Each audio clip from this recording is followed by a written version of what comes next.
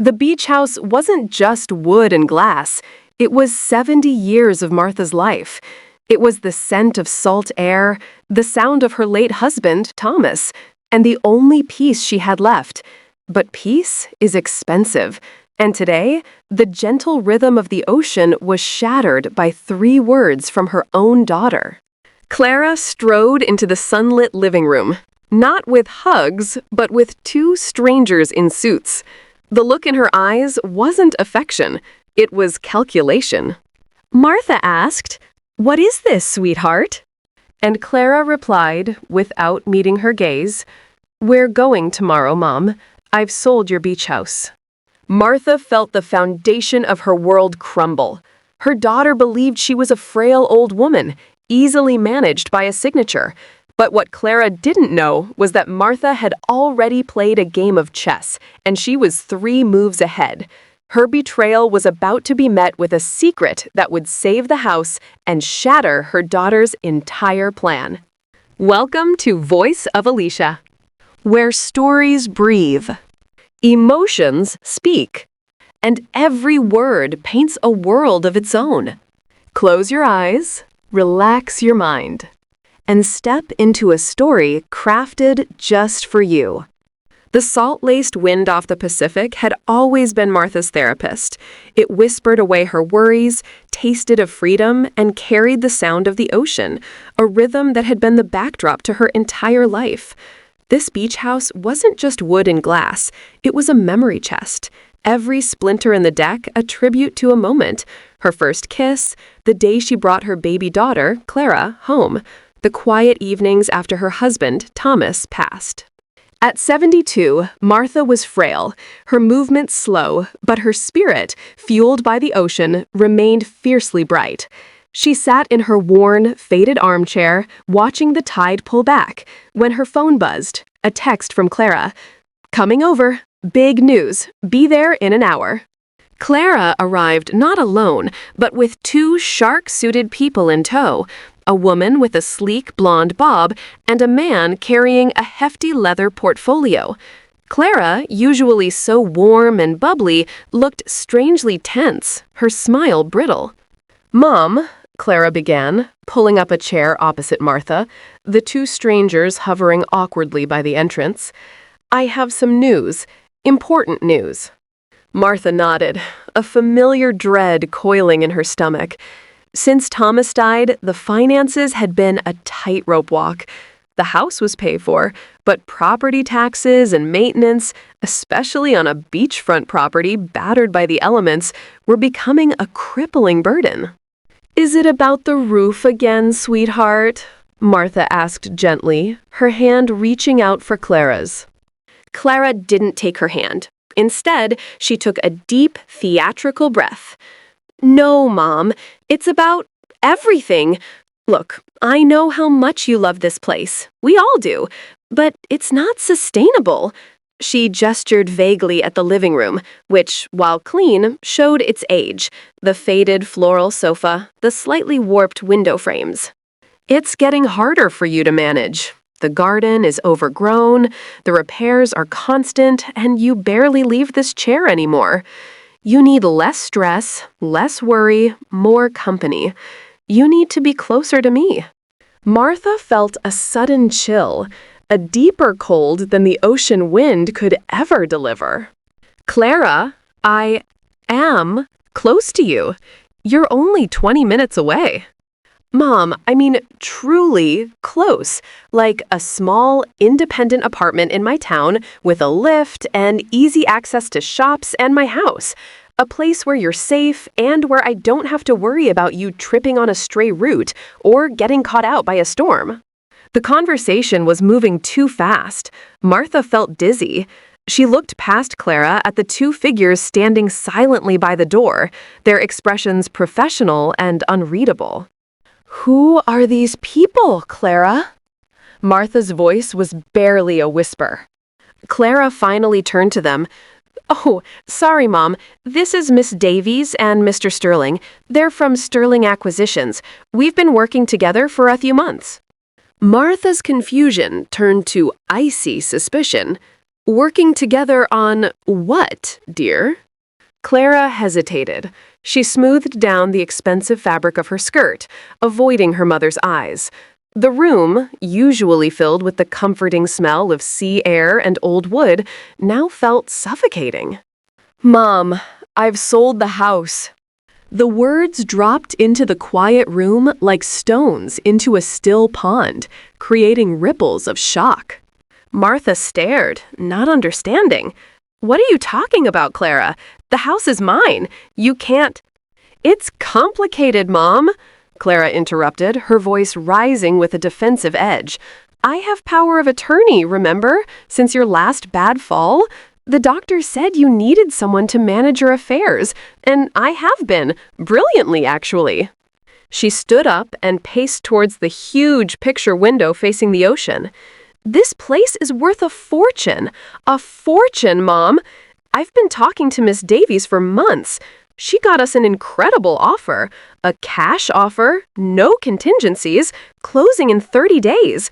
It's enough to set you up comfortably for the rest of your life and put a huge dent in our mortgage. Martha closed her eyes, trying to process the betrayal, the audacity. She opened them and looked at her daughter, a stranger with a hungry look in her eyes. You've sold my home, the home your father and I built with our own hands, the home where you grew up, Clara, without even asking me? Her voice was trembling, but the underlying tone was cold steel. We're going tomorrow, Mom, Clara said, walking over and placing a hand on Martha's shoulder, a gesture that felt entirely possessive rather than comforting. I've arranged a temporary stay until your new place is ready. It's a lovely little cottage on the main road. Everything is handled. You just need to pack a few essentials. Martha shrugged off her daughter's hand. She rose slowly from the chair, her gaze fixed on Clara. The two acquisition people shifted uneasily by the door, sensing the seismic shift in the room's atmosphere.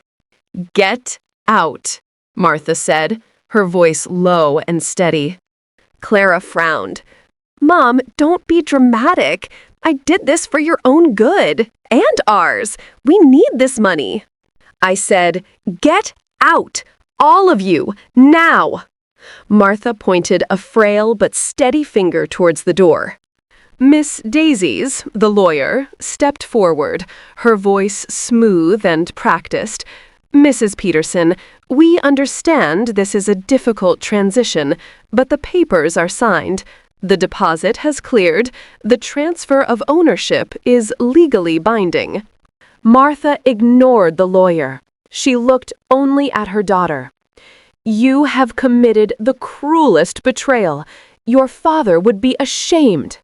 That hit a nerve. Clara's face flushed red. Don't bring Dad into this. He would have understood. He wouldn't have wanted you to struggle. I wasn't struggling, Clara. I was living. Clara sighed in frustration. Fine, have your dramatic moment. But we are leaving tomorrow. The moving trucks are scheduled for 9 a.m. Pack what you want to keep. The rest will go to charity or storage. She turned on her heel, nodding sharply to the two professionals. We're done here for today. See you at 9 sharp, Mom.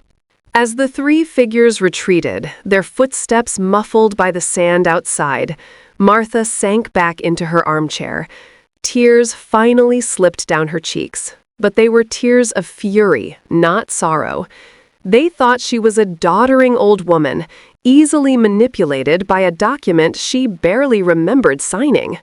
What Clara didn't know was that while Martha might be old, she was not defenseless. The next morning, the sound of a heavy-duty engine and the screech of air brakes woke Martha before her alarm. She dressed slowly, meticulously, in a tailored navy suit, an outfit she hadn't worn since Thomas's funeral. At 9 a.m. precisely, Clara strode in, looking impatient and slightly guilty. Behind her, a team of movers stood ready, wearing company t-shirts. Good, you're up, Clara said, trying for a cheerful tone. Look, Mom, I know you're mad, but one day you'll thank me for this. Just tell the men what you want packed. Just tell the men what you want packed." Martha was standing in the center of the living room, hands folded primly in front of her. She looked tiny against the vast sunlit room, yet she radiated an aura of absolute authority.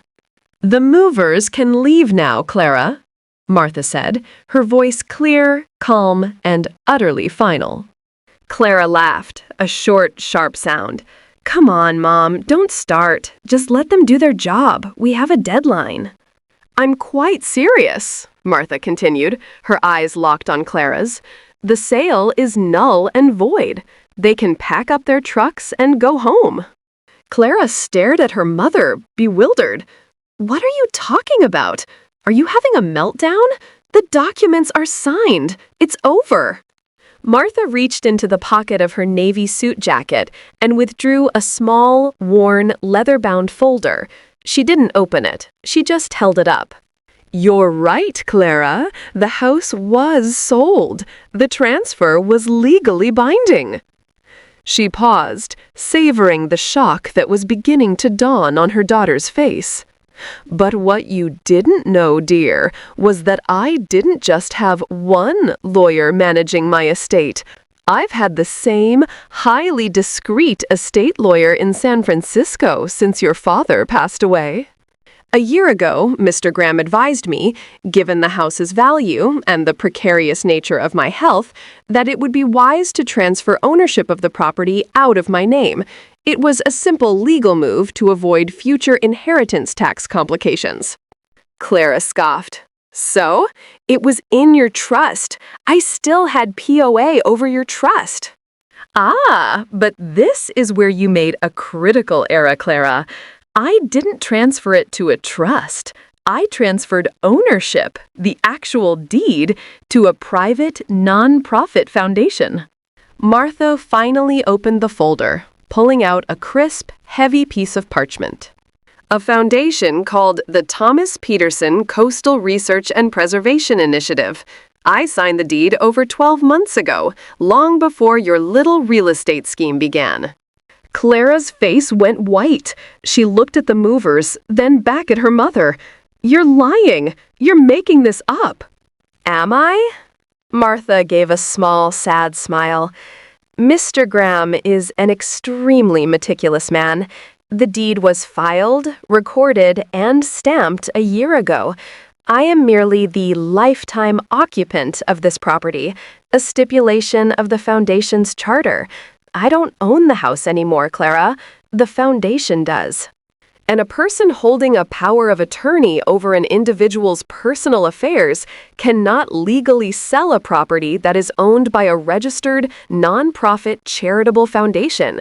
Your power of attorney covered my assets, dear, not the foundation's assets. Clara stumbled back, her hand flying to her mouth. "But the papers I signed, the closing documents, Miss Davies." "Ah, Miss Davies and Mr. Sterling," Martha said, her voice hardening. "They were acting on the title in my name, which was an expired title. The new title, under the foundation's name, was never revealed to them because it was never your intention to act in my best interest, was it, Clara? Your intention was to profit. Your lawyers have conducted an illegal, fraudulent sale. They purchased a property from someone who did not have the authority to sell it. The sale is void. The foundation's lawyer has already been in touch with them this morning. Their deposit will be returned, and they are facing a rather unpleasant legal fallout for not conducting a proper title search." Clara stared at her mother, completely defeated. The truth of Martha's words, the sudden, sharp, intellectual clarity of the plan, hit her like a physical blow. The quiet, frail old woman she had planned to move out like a piece of unwanted furniture was gone. In her place stood a shrewd, powerful woman who had foreseen her own daughter's betrayal and had meticulously planned her countermove. "Why?"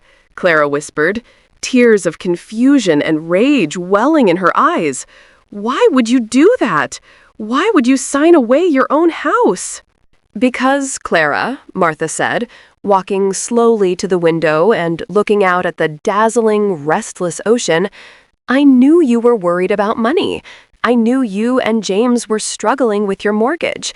I had hoped that eventually you would come to me and talk about it, and we could find a solution together. I had planned to help you. I truly did. She turned back to face her daughter, her expression a mixture of profound disappointment and deep love. But the moment you decided to circumvent me, to take control, to sell my life out from under me without a word, was the moment I realized you were no longer acting as my loving daughter, but as a predator. I love you, Clara, but this house, this coast, was my promise to your father. He loved this spot. He was an environmental scientist. This foundation ensures that after I'm gone, this land will never be built upon. It will never become a resort. It will become a place for students to study the ecology he loved so much. It is his legacy and my sanctuary. Clara looked utterly shattered. The movers, sensing the disaster, were slowly retreating back to their truck. Martha softened her voice. I still want to help you, Clara. We will talk about your debt, but not today. Today, you need to go home and you need to think about what kind of daughter you want to be. Clara didn't move. She just stood there, silently crying, the reality of her failure and her mother's strength washing over her. Go home, Clara, Martha repeated, her voice gentle now. I'm staying right here. I'm staying in the home I'm going to live in for the rest of my life. Martha sat back down in her worn chair, the sound of the ocean wind filling the sudden void left by her daughter's silent, defeated exit. She picked up the small leather folder, running her thumb over the worn edge. It wasn't just a legal document. It was a shield. She looked out at the ocean, now sparkling under the mid-morning sun. She had been tested, and she had stood firm. The beach house was safe. Thomas's memory was safe. And perhaps, just perhaps, her daughter had learned the most important lesson of all. Never underestimate the quiet strength of a mother in her own sanctuary. Thank you for spending your time with Alicia. If this story moved you, let your support be felt. Like, share, and subscribe. Your presence inspires the next tale. Until our voices meet again, stay calm, stay curious, and keep dreaming.